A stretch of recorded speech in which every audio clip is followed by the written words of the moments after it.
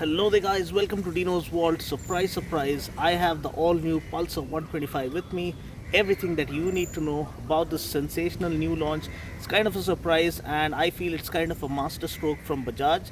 So all that you need to know, including my first ride impression of this sudden launch from Bajaj, is what is coming up. So without further ado, let's get started with this review.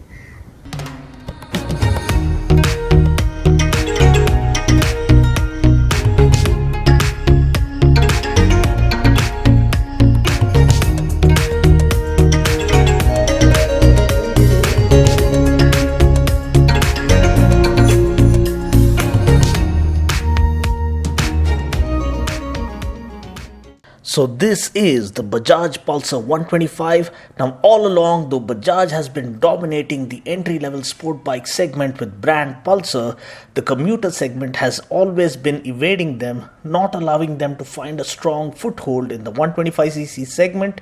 We've had the Discovers, we've had the Pulsar 135, but nothing seemed to really work to at least unsettle the neck-to-neck battle happening between the likes of the Hero Glamour and the Honda Shine. Well, now Bajaj seems to have figured out just the way to grab people's attention. So enter the Pulsar 125 with the same old blockbuster design that has worked wonders for Bajaj all along and still continues to work for them. In terms of pricing, the drum brake variant is priced at Rs 64,000 ex-showroom, whereas the disc brake variant with the combi brake system is priced at around 66,618. At this price, the new Pulsar 125 is 3,500 rupees cheaper than the new Glamour FI and is priced almost on par with the Honda Shine limited edition CBS disc brake variant. Now talking about the power plant, powering this new Pulsar 125 is a 124.38cc 2-valve air-cooled DTSI engine that puts out a max power of 12 PS at 8,500 RPM and a max torque of 11 Nm at 6,500 RPM. What's really good though is that we get a 5-speed gearbox, so all the sportiness and the thrills that we expect when the branding reads Pulsar is guaranteed. The neon Pulsar kind of treatment really makes this bike look a class apart, especially the matte grey with the blue accents looks very much soothing to the eyes. We also get this glossy black color with silver fonts, which is almost identical to the classic Pulsar 150. Also getting the trademark muscular Pulsar styling for the price of a 125cc bike will immediately attract the attention of all the Pulsar fanboys across our nation for sure, which is why I believe this is going to be a runaway success. Add to this the inclusion of combined braking system and we have a perfect all-rounder, which is as comprehensive a package as it can get in the 125cc segment. Now the combined braking system is similar to Honda's combi brake system, and how it works is even if you end up using only the rear brake, the combined braking system will automatically engage even the front brake. Now this reduces the overall braking distance significantly and also provides for a safer braking mechanism overall, but please note that this will not prevent the bike from skidding. The bike will be prone to skidding under harsh braking scenarios, so in order to avoid that, always maintain appropriate tire pressure as mentioned in the user manual, and also develop the habit of using the front and rear brake together at the time of braking and apply slightly greater pressure on the front brake compared to the rear brake, because that is considered as the ideal braking technique by expert riders worldwide. Now looking at the bike itself, as I mentioned before, the bike looks identical to the Pulsar 150 Neon launched few months back, but I really like the way the blue color blends with the matte grey color. The overall paint finish and the build quality is undoubtedly the best in segment. The design is an ageless one that has won more than 1 million hearts across our nation, and it just doesn't grow old. Talking about the suspension, the bike gets telescopic forks up front and gas-charged nitrox shock absorbers at the back.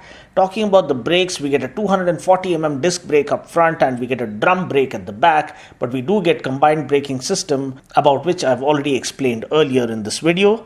Talking about the tires, we get 17-inch wheels at both ends and we get tubeless tires. We get a 80/100 tire up front and a 100/90 tire at the back. Tank capacity is 11.5 liters, which would result in decent tank range for city commutes, and the bike weighs around 140 kgs is what I'm told. Mileage wise, there is no official claim as such, but I believe we can easily expect around 60 kmpl from this bike in city conditions, which would be awesome when combined with the hallmark Pulsar styling that it gets. Well, the price I've already mentioned earlier in this video, so now let's go ahead and check out my ride reaction.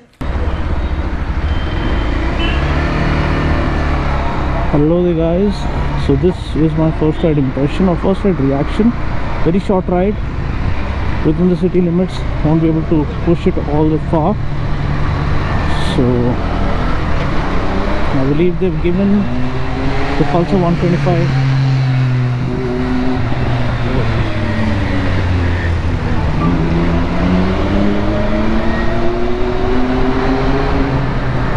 they've given the Pulsar 125 5-speed gears. It's like the street people guys in a bit of a hurry.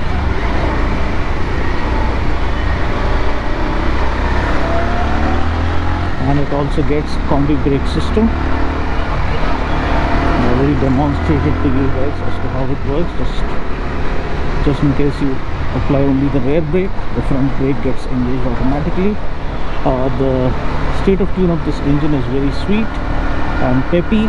You don't feel that it is a 125cc bike. That's how peppy and responsive it is. So that's what we expect when the branding reads Pulsar. That's exactly what we get here. Nice and linear and smooth power delivery with great refinement. There's no vibration whatsoever. I wish I could do a top speed run on this, but this is not the ideal place for that. You get nice carbon fiber cues on the speedo console that gives you that premium feel. The clip-on handlebars, the perfectly set rider foot pegs, and the comfortable seat offer perfectly sorted out riding ergonomics for city commutes. The seat is one of the most spacious, offering great room for the rider as well as the pillion.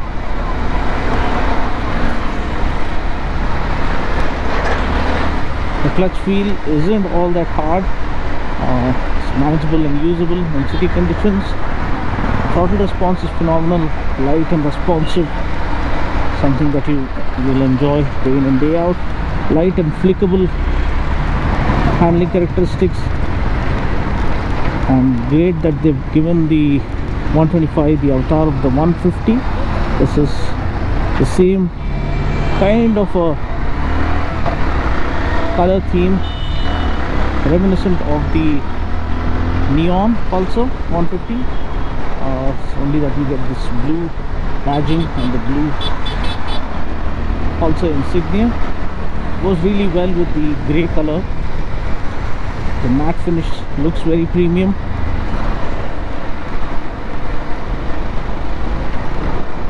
Great Eurogrip tires, not bad, and more than sufficient for city commutes.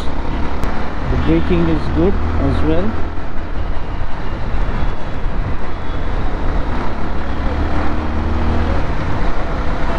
Fifth gear, and doing 55 kilometers per hour. There's no vibration whatsoever. The roads are also bad here. The suspension is perfectly sorted out, not too stiff, not too soft either.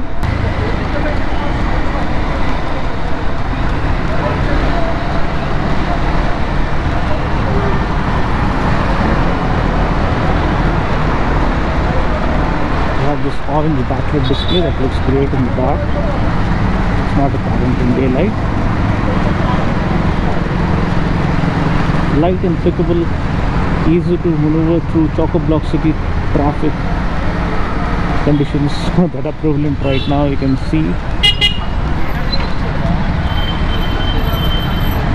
and this is a blockbuster design that's been a universal hit, appealing to audiences of all age groups. Some space, yeah. Can we find a space for the U-turn?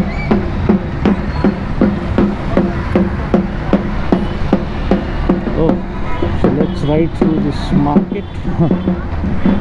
Good background score as well.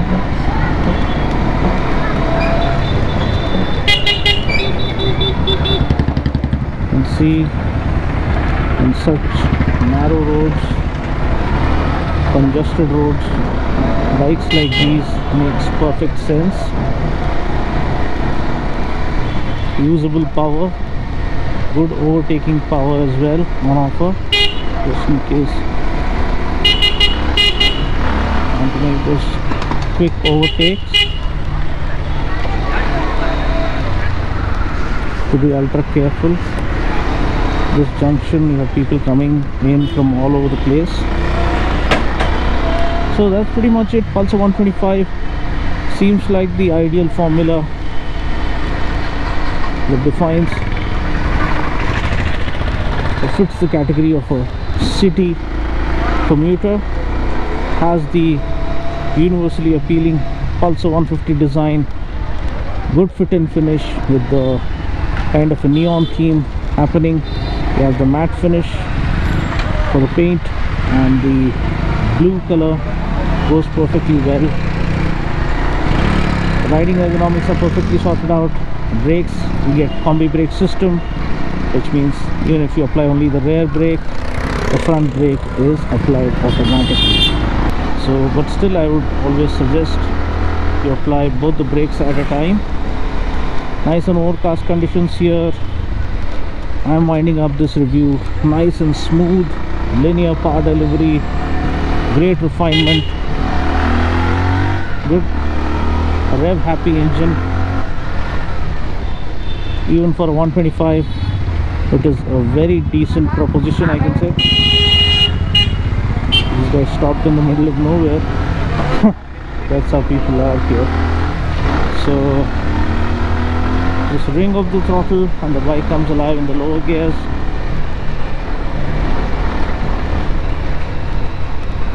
So another surprise kind of a launch from Bajaj.